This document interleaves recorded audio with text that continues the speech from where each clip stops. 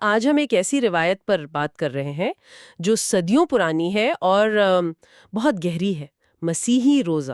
جی، ایک بہت ہی دلچسپ موضوع ہے۔ اور ہمارے پاس جو مواد ہے نا، وہ اس کی پوری تاریخ کا احاطہ کرتا ہے، مطلب قدیم یہودی جڑوں سے لے کر رومی سلطنت کے دور تک، اور پھر آج یہ روایت کہاں کھڑی ہے۔ اور اس میں سب سے دلچسپ بات یہ ہے کہ روزہ ایک ایسا عمل ہے جو تقریباً ہر بڑے مذہب میں پایا جاتا ہے، لیکن ہر ایک میں اس کا مقصد اور طریقہ وہ بالکل منفرد ہوتا ہے۔ صحیح۔ مسیحیت میں اس کے سفر کو سمجھنا دراصل ابتدائی مسیحی کمیونٹیز کی سوچ، ان کے چیلنجز اور ان کی شناخت بنانے کی کوشش کو سمجھنے کے مترادف ہے۔ تو آئیے اس کی تہوں کو کھولتے ہیں۔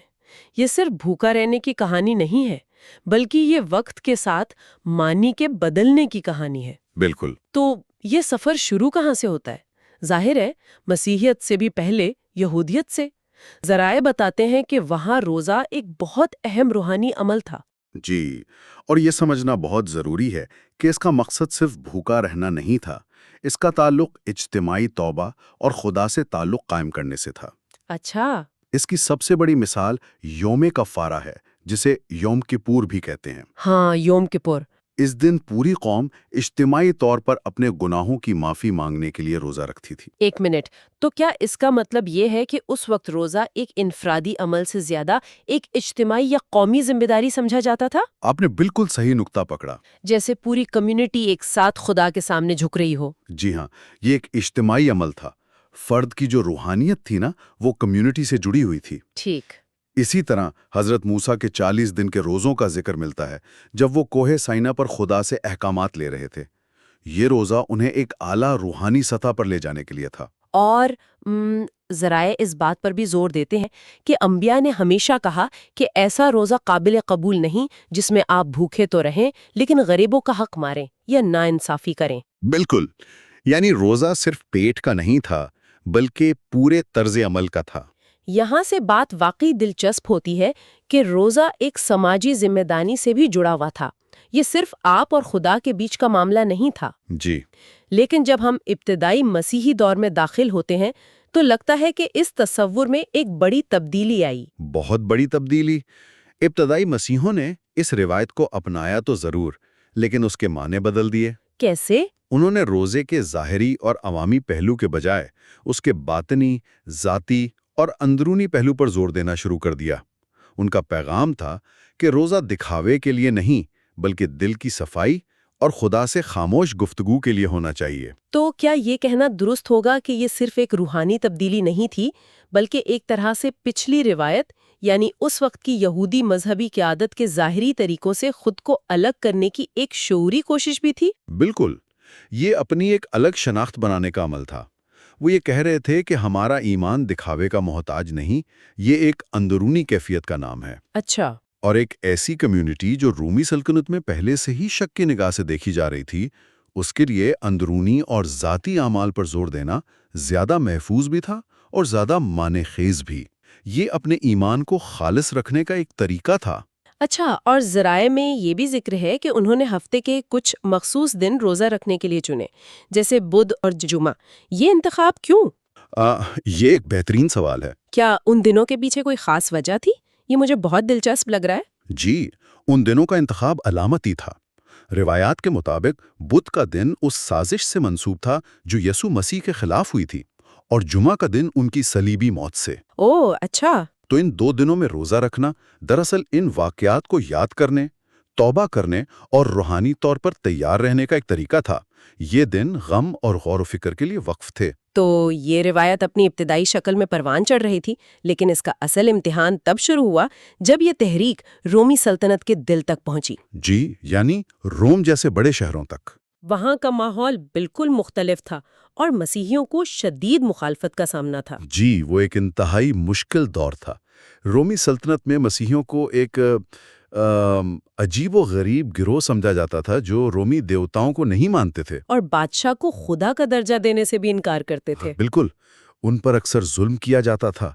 ایسے میں ان کی رسومات جیسے کہ روزہ اور دعا صرف روحانی عمل نہیں رہیں بلکہ اپنی شناخت کو زندہ رکھنے اور کمیونٹی کو جوڑے رکھنے کا ذریعہ بن گئے۔ ذرا سوچیں، ایک ایسی دنیا میں جہاں آپ کو اپنے عقیدے کی وجہ سے ظلم کا سامنا ہو، وہاں کھانے پینے سے انکار کرنا کتنا طاقتور سیاسی اور روحانی بیان ہوگا۔ بہت طاقتور۔ یہ صرف بھوک نہیں، یہ ظلم کے سامنے اپنے ایمان پر قائم رہنے کا اعلان ہے۔ آپ نے بہت گہری بات کی۔ یہ ایک طرح کی خاموش مزاحمت تھی۔ جب آپ کے پاس کوئی اور طاقت نہ ہو تو آپ کا اپنے جسم پر اختیار ہی آپ کی سب سے بڑی طاقت بن جاتا ہے۔ صحیح۔ روزہ ان کے لیے روحانی مضبوطی کا یہی اظہار تھا۔ وہ دنیا کو دکھا رہے تھے کہ جسمانی تکالیف ان کی روح کو نہیں توڑ سکتی۔ اور اسی دوران ایک بہت ہی دلچسپ تاریخی حقیقت سامنے آتی ہے، جس کا مرکز تھا انطاکیہ شہر، اینٹیوک۔ جی، جو اس وقت رومی سلطنت کے سب سے بڑے اور متنوع شہروں میں سے ایک تھا، ایک حقیقی میلٹنگ پاٹ۔ اور یہیں پر سب سے پہلے عیسو کے پیروکاروں کو دوسروں نے کرسچن کہنا شروع کیا، یعنی مسیحی۔ جی، اور یہ نام انہوں نے خود نہیں اپنایا تھا۔ یہ ایک طرح کا لیبل تھا جو باہر والوں نے انہیں دیا تھا، شاید شروع میں تنزیہ طور پر، مسیح والے لوگ۔ اچھا۔ لیکن وقت کے ساتھ یہی لیبل ان کی پہچان بن گیا۔ انطاکیہ جیسے شہر میں جہاں ہر طرح کے لوگ اور عقائد موجود تھے، وہاں شناخت کے لیے ایسے نام ضروری ہو جاتے ہیں۔ تو روم میں ظلم کے باوجود بدھ اور جمعہ کو روزہ رکھنے کی روایت مضبوطی سے قائم رہی۔ لیکن ایک دن ایسا تھا جس دن روزہ رکھنا منع تھا، اتوار کا دن۔ اس کی کیا وجہ تھی؟ اتوار کا دن ان کے لیے یسوع مسیح کے مردوں میں سے جی اٹھنے یعنی قیامت کی خوشی منانے کا دن تھا۔ اچھا، تو یہ جشن کا دن تھا۔ جی، یہ جشن اور عبادت کا دن تھا، غم یا توبہ کا نہیں۔ اس لیے اس دن روزہ نہیں رکھا جاتا تھا۔ یہ تفریق بہت اہم ہے کیونکہ یہ دکھاتی ہے کہ ان کے ایمان کی بنیاد صرف دکھ یا تپسیا نہیں بلکہ نجات اور نئی زندگی کی خوشی ہے۔ صحیح۔ اتوار کو روزے سے مستثنا قرار دینا اس خوشی پر زور دینے کا ایک طریقہ تھا۔ یہ تو ہوئی تاریخ۔ اب اگر ہم آج کے دور میں آئیں تو لگتا ہے کہ یہ روایت بہت بکھری ہوئی نظر آتی ہے۔ جی، بہت زیادہ۔ مختلف مسیحی فرقوں میں روزے کے طریقے بہت مختلف ہیں۔ کیا اس کی وجہ یہ ہے کہ ہر فرقے نے روزے کو اپنی بنیادی تھیولوجی کے مطابق ڈھال لیا ہے؟ آپ نے بالکل صحیح نتیجہ اخذ کیا ہے۔ ہر فرقے کا روزہ ان کے عقائد کی عکاسی کرتا ہے۔ مثال کے طور پر کیتھولک اور آرتھوڈاکس چرچ کو لے لیں۔ ٹھیک ہے۔ ان دونوں میں اجتماعی رسومات، روایات اور چرچ کیلنڈر کی بہت اہمیت ہے۔ اس لیے ان کے ہاں آج بھی منظم اور طے شدہ روزے ہیں، جیسے لینٹ کے 40 روزے۔ لینٹ کے روزے کیسے ہوتے ہیں؟ کیا اس میں مکمل فاقہ ہوتا ہے؟ نہیں، کیتھولک چرچ میں لینٹ کے دوران مکمل فاقے کے بجائے کچھ چیزوں سے پرہیز کیا جاتا ہے، جیسے گوشت سے، یا پھر دن میں صرف ایک بار پورا کھانا کھانے کی اجازت ہوتی ہے۔ اچھا۔ مقصد قربانی دینا اور ایسٹر کے تہوار کے لیے روحانی طور پر خود کو تیار کرنا ہے۔ اور آرتھوڈاکس چرچ؟ آرتھوڈاکس چرچ کے روزے اس سے بھی زیادہ سخت ہوتے ہیں۔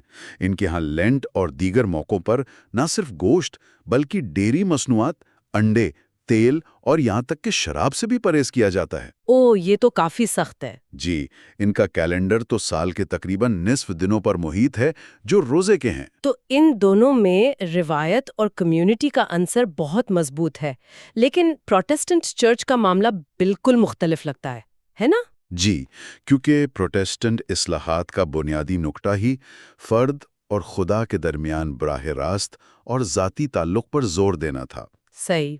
اس تحریک نے چرچ کی اجتماعی رسومات پر انفرادی ایمان کو فوقیت دی۔ اسی سوچ کا اثر روزے پر بھی پڑا۔ پروٹسٹنٹ فرقوں میں روزہ رکھنے کا کوئی لازمی یا طے شدہ نظام نہیں ہے۔ تو پھر وہ روزہ کیوں اور کیسے رکھتے ہیں؟ یہاں روزہ ایک انتہائی ذاتی عمل ہے۔ یہ اکثر کسی خاص مقصد کے لیے رکھا جاتا ہے۔ مثلاً؟ جیسے کسی مشکل فیصلے میں خدا سے رہنمائی مانگنے کے لیے یا کسی بڑی آزمائش کے وقت روحانی طاقت حاصل کرنے کے لیے۔ یہ فرد کا اپنا فیصلہ ہوتا ہے، چرچ کا حکم نہیں۔ اچھا، تو یہ بہت انفرادی سطح پر ہے؟ جی، تو آپ دیکھ سکتی ہیں کہ جہاں کیتھولک اور آرتھوڈاکس روزہ ایک اجتماعی روایتی عمل ہے، وہیں پروٹسٹنٹ روزہ ایک انفرادی اور ذاتی روحانی تجربہ ہے۔ لیکن ایک چیز جو تمام فرقوں میں مشترک نظر آتی ہے وہ ہے اتوار کے دن روزہ نہ رکھنا۔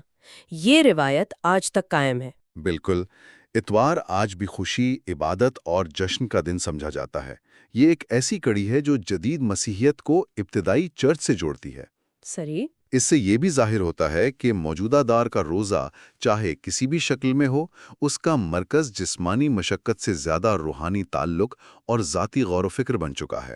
تو اگر ہم آج کی گفتگو کا خلاصہ کریں تو ہم نے یہ دیکھا کہ مسیحی روزے کی جڑیں یہودیت کی اجتماعی روحانی روایات میں ہیں۔ جی، پھر ابتدائی مسیحیوں نے اسے ایک نیا باطنی اور ذاتی مفہوم دیا، اسے دل کی صفائی اور خدا سے قربت کا ذریعہ بنایا۔ اور رومی سلطنت کے مشکل دور میں یہی روزہ ان کے ایمان اور کمیونٹی کی بقا کی ایک خاموش علامت بن گیا۔ ہم نے یہ بھی جانا کہ کرسچن کا لفظ انہیں پہلی بار انطاکیہ میں ایک بیرونی شناخت کے طور پر ملا، جی، جو انہوں نے خود نہیں اپنایا تھا۔ اور آج یہ روایت مختلف فرقوں میں مختلف طریقوں سے زندہ ہے، لیکن اس کا بنیادی مقصد آج بھی وہی ہے۔ بالکل، روحانی ترقی اور خدا کے ساتھ ایک گہرا تعلق۔ یہ ظاہر کرتا ہے کہ کیسے ایک روایت وقت کے ساتھ اپنا رنگ بدلتی ہے، لیکن اس کی روح وہی رہتی ہے۔ آخر میں ایک خیال چھوڑے جاتے ہیں جس پر غور کیا جا سکتا ہے۔ ضرور۔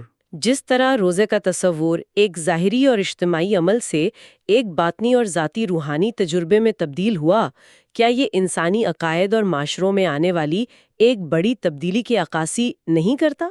یعنی کمیونٹی پر مبنی شناخت سے انفرادی شناخت کی طرف سفر کا۔